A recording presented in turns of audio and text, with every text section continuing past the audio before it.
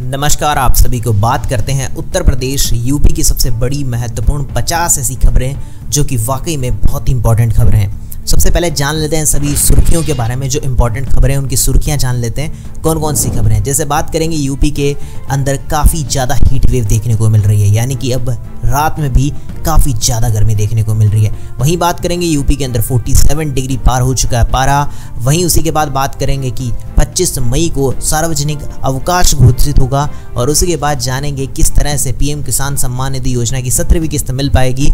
और उसी के साथ साथ जानेंगे कि अभी यूपी के इस गांव में सुबह से नहीं पड़ा है एक भी वोट, क्या है उसके पीछे का कारण और कब लगने वाला है सूर्य ग्रहण। और आपको बता दें यूपी के अंदर अब प्रचंड गर्मी काफ़ी देखने को मिल रही है। और उसी के बाद जानेंगे कि यूपी की 14 सीटों पर वोटिंग खत्म, 5वें चरण में 58% मतदान। सभी के बारे में जानेंगे, बहुत इंपॉर्टेंट काम की खबरें हैं। शुरू करते हैं सबसे पहली बड़ी महत्वपूर्ण खबर से, जहां यूपी के इस इलाके में हीट वेव के साथ वार्म नाइट का रेड अलर्ट। आपको बता दें 4 दिन बरपेगा कहर। आपको बता दिया जाए कहर यूपी के हीट वेव के साथ अब वार्म नाइट का रेड अलर्ट जारी किया गया है, यानी कि दिन में भयंकर तपिश भरी गर्मी के साथ ही रात के समय भी जो मौसम है वो काफ़ी बेतहाशा गर्म रहने वाला है। अगले 4 दिन हीट वेव का कहर बरपाएगा। आप लोग ध्यान रखिएगा, गर्मी में बाहर जाएं तो अपना मास्क लगा के ढाटा टूटा बांध के हैं तभी जाइएगा, वरना गर्मी बहुत ज़्यादा है, लू लगने की सबसे ज़्यादा चांसेस दिख रहे हैं। चलिए बात करते हैं अगली बड़ी खबर।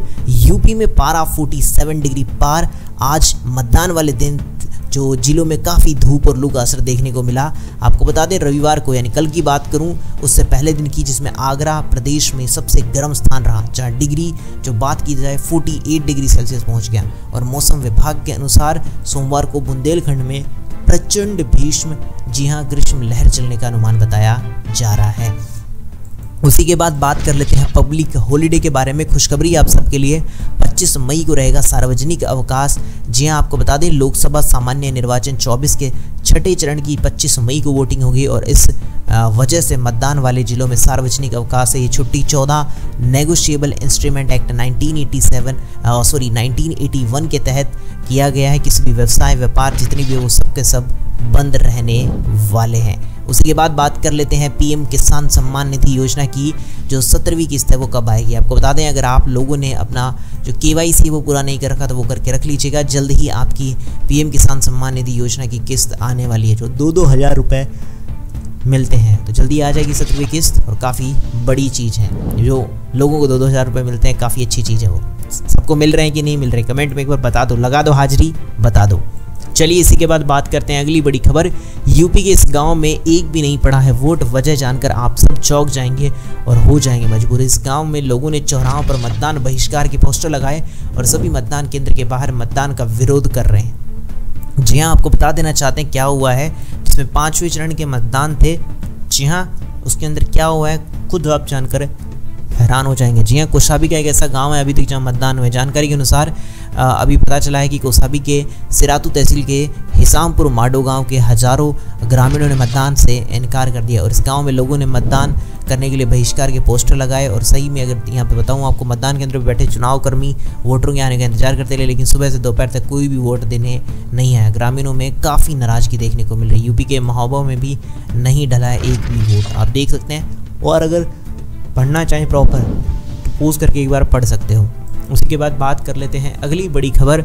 कब लग रहा है साल का दूसरा सूर्य ग्रहण, नोट कर लें सूतक काल का समय। आपको बता दें दूसरा सूर्य ग्रहण वलयाकार सूर्य ग्रहण यानी कि रिंग ऑफ फायर जी हाँ कहलाएगा। इस दिन जो स्थिति में चंद्रमा सीधे धरती और सूर्य के बीच से गुजरता है तो सूर्य को पूरी तरह से ढक नहीं पाता है। और ये जो दिखेगा वो 8 अप्रैल को पहला सूर्य ग्रहण दिखा था। उसी के बाद अब बात करें जो अगला सूर्य ग्रहण दिखेगा वो जो दिखने वाला है वो 2 अक्टूबर माह में लगने जा रहा है। जी हाँ, आगे आने वाले समय में लगेगा। इससे पहले 8 अप्रैल को लगा था, अब लगेगा 2 अक्टूबर को। जी हाँ, इसे और अच्छे से पढ़ना हो तो पढ़ लीजिएगा ताकि आपको और अच्छे से आइडिया लग जाए। चलिए इसी के बाद जान लेते हैं अगली बड़ी खबर यूपी के लोकसभा चुनाव के लिए। जी हाँ, प्रचंड गर्मी में यूपी की इन 5 सीटों पर बरसे वोट। जी हाँ, आपको बता दें बुंदेलखंड और फतेहपुर में लगभग 45 डिग्री सेल्सियस की तपिश और लू के थपेड़ों के बीच वोट बरसते रहे। हालांकि फतेहपुर छोड़कर बाकी जगह मतदान पिछली बार का आंकड़ा नहीं छुपा है। इस बार काफ़ी मतदान कम हुए हैं, आप सबको पता ही है। बाकी इसके प्रति आपको क्या लगता है, क्या रीज़न, क्या कारण रहा, कमेंट में आप बता दीजिएगा। ये प्रतिशत था मतदान का, क्या क्या मतदान हुए हैं अभी देख सकते हो आप यहाँ पे। चलिए इसी के बाद बात करते हैं अगली बड़ी खबर लोकसभा चुनाव को लेकर। जी हाँ, यूपी की 14 सीटों पर वोटिंग खत्म, 5वें चरण में 58% मतदान, 12 बाकी में बरसे वोट। आपको बता दें लोकसभा चुनाव के 5वें चरण में सोमवार को 5वें चरण की जो मतदान खत्म हो गई। यूपी की 14 लोकसभा सीटों पर 58% वोटिंग हुई और वहीं छिटपुट घटनाओं को छोड़कर शांतिपूर्वक जो मतदान है वो हो गए नहीं। लेकिन आपको पता है चुनाव पर कई बार लड़ाई हो ही जाती है, बाकी कुछ नहीं हुआ, बाकी सब अच्छे से चुनाव निपट गया।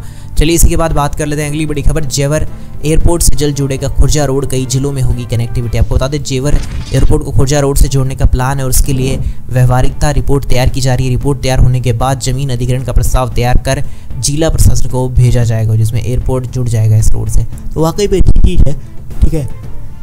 खुर्जा में राष्ट्रीय राजमार्ग 34 से जुड़ेगी सड़क, नोएडा का घिजोड़ा चौराहा जाम लगने पे फिर से बन रही है, तो जितनी भी प्रॉब्लम आती है सब दूर हो जाएगी। चलिए इसी के बाद बात कर लें अगली बड़ी खबर। MS धोनी IPL 2025 में खेलेंगे या नहीं, जानिए कब तक होगा फैसला। रिपोर्ट ने दी है बहुत बड़ी टेंशन। आपको बता दें MS धोनी IPL के अगले सीजन में नजर आएंगे या नहीं, इसको लेकर अनुमानों का दौर काफ़ी तेज है।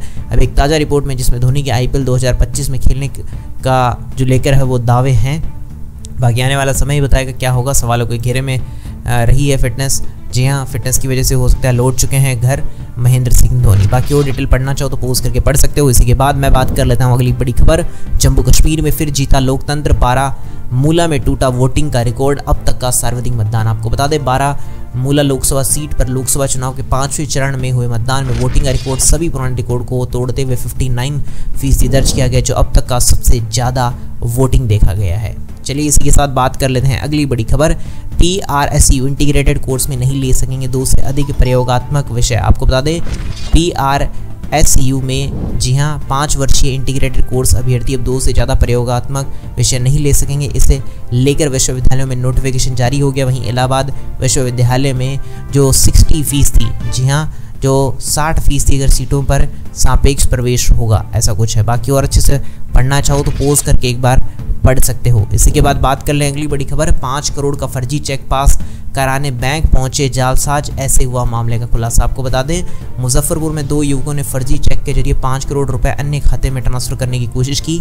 जानकारी मिलने पर पुलिस ने दोनों को बैंक से ही गिरफ्तार कर लिया। लोग क्या क्या चालाकी लगाते हैं, क्या क्या दिमाग लगाते हैं, सोच लो किस लेवल का दिमाग लगाते हैं लोग, बट आप लोगों को कभी ऐसा नहीं करना चाहिए।